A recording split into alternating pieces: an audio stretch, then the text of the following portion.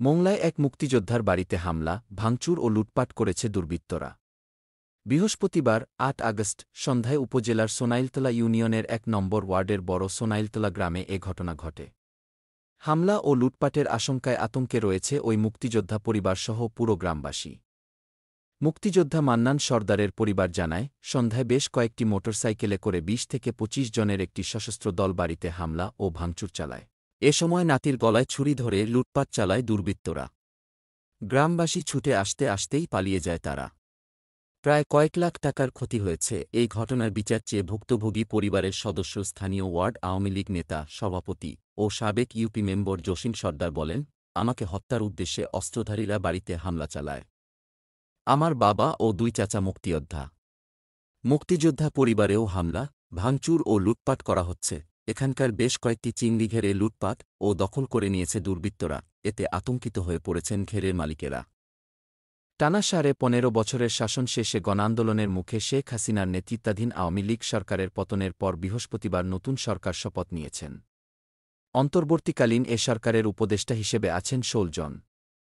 এদের মধ্যে শপথ নিয়েছেন ১৩ জন। তবে ৩ জন ঢাকার বাহিরে থাকায় তারা পরে শপথ নেবেন। শপথ অনুষ্ঠান শেষে সাংবাদিকদের মুখোমুখি হয়ে বিভিন্ন প্রশ্নের জবাব দেন কয়েকজন উপদেষ্টা। সেখানে সরকারের মেয়াদ সংক্রান্ত প্রশ্নে নির্বাচনের আগে রাষ্ট্রীয় কাঠামোয় সংস্কার, রাষ্ট্র রূপান্তর, পরে নির্বাচন, সরকার পতনের ডাক দেওয়া সংগঠন বৈষম্যবিরোধী ছাত্র আন্দোলনের সমন্বয়ক থেকে দেশ পরিচালনার উপদেষ্টা পরিষদে স্থান পাওয়া নাহিদ ইসলাম দ্রুত নির্বাচন প্রশ্নে বলেন, অবশ্যই এই অন্তর্বর্তী সরকারের একটি প্রধান লক্ষ্য হচ্ছে বাংলাদেশে সুষ্ঠু ও নিরপেক্ষ নির্বাচনের মাধ্যমে গণতান্ত্রিক পরিবেশ প্রতিষ্ঠা করা। তবে বাংলাদেশের মানুষ দীর্ঘ অনেক দিন ধরে ভোটাধিকার থেকে বঞ্চিত। ফলে মানুষের ভোটাধিকার ফিরিয়ে আনতে এ সরকার কাজ করবে। কিন্তু তার আগে নির্বাচন কমিশন থেকে শুরু করে অন্যান্য রাষ্ট্রীয় কাঠামো সংস্কার করা না হলে জনগণের অধিকার লঙ্ঘন হবে।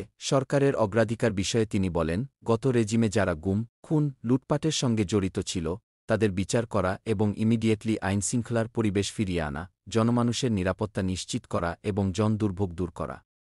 এই কাজগুলো এ সরকারে প্রথম কাজ হবে। এই সমন্বয়ক আরও বলেন, আমরা বলেছিলাম যে রাষ্ট্র পুনর্গঠনের কাজটি করতে হবে, রাষ্ট্রের সংস্কার কাজটি করতে হবে, পুরো বাংলাদেশকে নতুন করে সাজাতে হবে।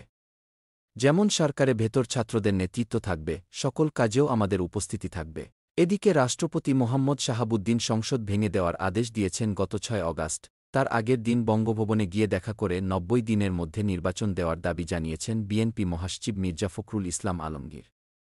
বুধবার নয়াপল্টনে বিএনপির সমাবেশে দ্রুততম সময়ের মধ্যে নির্বাচন দাবি করেন দলের ভারপ্রাপ্ত চেয়ারম্যান তারেক রহমান। তবে অন্তর্বর্তী সরকারের ভাবনায় যে ৯০ দিনের মধ্যে নির্বাচনের চিন্তা নেই, সেটি আগেই বোঝা যাচ্ছিল। বৈষম্যবিরোধী ছাত্র আন্দোলন এই সরকারের মেয়াদ ৩ বছর করার প্রস্তাব দিয়েছে বলে বিভিন্ন গণমাধ্যমে প্রতিবেদন এসেছে। সংবিধান কি বলে? সংবিধান অনুযায়ী সংসদ ভেঙে দিলে পরবর্তী ৯০ দিনের মধ্যে নির্বাচনের আয়োজন করতে হবে। কোনো দৈব দুর্বিপাকে সেটা করা সম্ভব না হলে পরের ৯০ দিনের মধ্যে তা করতে হবে। সংসদ ভেঙে দেওয়ার ক্ষেত্রেও সংবিধানের বিধান অনুযায়ী চলা যায়নি। সংসদ ভেঙে দিতে হলে রাষ্ট্রপতিকে প্রধানমন্ত্রীর সুপারিশ করতে হয়। আবার তিনি তখনই সংসদ ভাঙবেন যখন প্রধানমন্ত্রী পদত্যাগ করার পরও সংসদ নতুন কাউকে প্রধানমন্ত্রী নির্বাচন করার মতো অবস্থায় না থাকে। নতুন প্রধানমন্ত্রী নির্বাচিত হওয়ার আগ পর্যন্ত বিদায়ী প্রধানমন্ত্রীর দায়িত্ব পালনের কথা, কিন্তু সেটিও সম্ভব হয়নি। কারণ শেখ হাসিনা দেশেই ছিলেন না। পরে রাষ্ট্রপতি তার অন্তর্নিহিত ক্ষমতা ব্যবহার করে সংসদ ভেঙেছেন। অন্তর্বর্তী সরকার গঠনের আইনি ব্যাখ্যা অবশ্য এখনও দেওয়া হয়নি। অন্তর্বর্তী সরকার নির্বাচনের ঘোষণা দিলে দেশে ফিরবেন শেখ হাসিনা। টাইমস অব ইন্ডিয়াকে জয় বাংলাদেশে অন্তর্বর্তী সরকার নির্বাচনের ঘোষণা দিলে শেখ হাসিনা দেশে ফিরবেন বলে জানিয়েছেন তার ছেলে সজীব ওয়াজেদ জয়। টাইমস অব ইন্ডিয়াকে যুক্তরাষ্ট্রের ওয়াশিংটন ডিসি থেকে মুঠোফোনে দেওয়া এক সাক্ষাৎকারে তিনি কথা বলেন। নোবেলজয়ী অর্থনীতিবিদ ড. মুহাম্মদ ইউনূসের নেতৃত্বে অন্তর্বর্তী সরকারের দায়িত্ব গ্রহণের দিন জয় বলেন, আমি নিশ্চিত আওয়ামী লীগ নির্বাচনে অংশ নেবে। এমনকি আমরা নির্বাচনে জয়ী হতে পারি।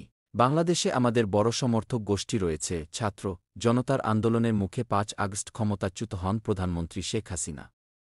এরপর তিনি বোন শেখ রেহানাকে সঙ্গে নিয়ে ভারতে পালিয়ে যান।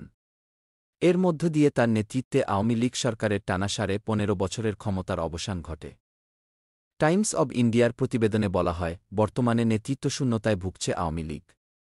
বাংলাদেশের অনেক স্থানে দলটির নেতাকর্মীদের উপর একের পর এক হামলার খবর আসছে।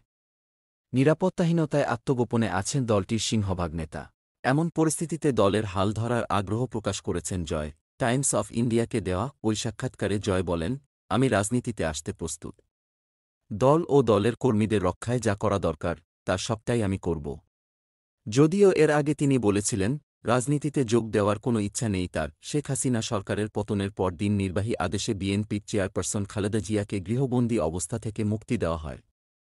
দলটির পক্ষ থেকে জানানো হয়, দ্রুতই দেশে ফিরবেন বিএনপির ভারপ্রাপ্ত চেয়ারম্যান তারেক রহমান। এ খবর প্রকাশিত হওয়ার পরই মূলত রাজনীতিতে সক্রিয় হওয়ার বার্তা দিলেন সজীব ওয়াজেদ জয়। টাইমস অব ইন্ডিয়াকে জয় বলেন, আমাকে যদি রাজনীতিতে যোগ দিতে হয় তবে আমি তা থেকে নিজেকে বিরত রাখব না। আমার মা এ মেয়াদ পূর্ণ করেই রাজনীতি থেকে অবসর নিতেন। আমার কখনোই রাজনৈতিক উচ্চাকাঙ্ক্ষা ছিল না। আমি যুক্তরাষ্ট্রে স্থায়ীভাবে বসবাস করছি। তবে বাংলাদেশে কয়েকদিন ধরে চলা ঘটনাপ্রবাহে নেতৃত্বশূন্যতা তৈরি হয়েছে।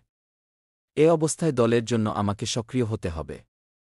এখন আমিই সামনে আছি। আপাতত কোনো দেশের কাছে শেখ হাসিনার রাজনৈতিক আশ্রয় চাওয়ার পরিকল্পনা নেই বলে দাবি করেছেন জয়। তিনি বলেন, এখন তিনি শেখ হাসিনা ভারতে অবস্থান করছেন। অন্তর্বর্তী সরকার নির্বাচনের সিদ্ধান্ত নিলে তিনি বাংলাদেশে ফিরবেন। আমার মায়ের জীবন বাঁচানোয় আমি ভারতের প্রধানমন্ত্রী নরেন্দ্র মোদীর কাছে কৃতজ্ঞ। জয় আক্ষেপ করে বলেন, আত্মসমালোচনা করার সুযোগ থাকা উচিত। আপনি যখন একটি দেশ চালাবেন তখন আপনাকে প্রতিদিন অনেক সিদ্ধান্ত নিতে হয়। সে ক্ষেত্রে নিশ্চিতভাবে ভুল হবে। আওয়ামী লীগ আত্মসমালোচনায় বিশ্বাস করে এবং আমরা সেজন্য প্রস্তুত আছি।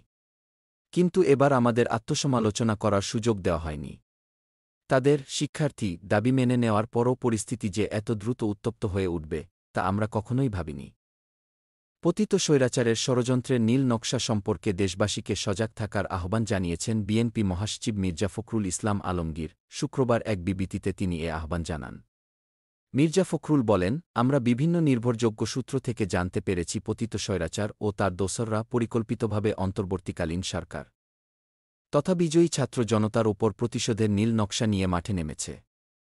একই সঙ্গে এসব ঘৃণ্য অপরাধের দায় সুকৌশলে বিএনপিসহ সব গণতান্ত্রিক রাজনৈতিক শক্তির উপর চাপানোর জন্য সামাজিক গণমাধ্যমকে ব্যবহার করছে ব্যাপকভাবে।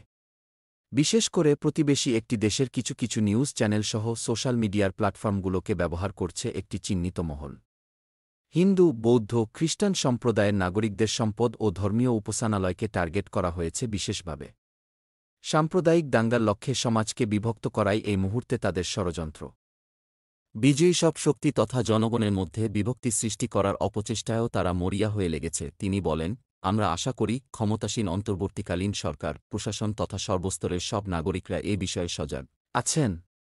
আমাদের দল বাংলাদেশ জাতীয়তাবাদী দল বিএনপি ইতিমধ্যে আমাদের সাধ্যমতো সব পদক্ষেপ গ্রহণ করে চলছে। দলের নাম ব্যবহার করে যারাই এই ধরনের অপতৎপরতায় জড়িয়ে পড়বে তাদের বিরুদ্ধে সাংগঠনিক ও আইনি কঠোর ব্যবস্থা নেওয়া হবে, মির্জা ফখরুল বলেন। তথাপি পরিস্থিতি ও পরিবেশের গভীরতা অনুভব করে দেশবাসীসহ সংশ্লিষ্ট দেশি-বিদেশি সব সহায়ক শক্তিকে আবারও সজাগ করতে চাই পতিত স্বৈরাচার ও তার দোসরদের এই ষড়যন্ত্র সম্পর্কে। বিশেষভাবে আহ্বান করতে চাই সংখ্যালঘু সম্প্রদায়ের সব নাগরিকদের গণতান্ত্রিক বাংলাদেশ বিনির্মাণের লক্ষ্যে অন্তর্বর্তীকালীন সরকার, দেশপ্রেমিক প্রতিরক্ষা, প্রশাসন, পুলিশ, বিজিবি ও আনসার বাহিনীকে সর্বাত্মক সহযোগিতা করার জন্য দলমত নির্বিশেষে তাদের পাশে দাঁড়াতে দেশবাসীর প্রতি উদাত্ত আহ্বান জানাচ্ছি।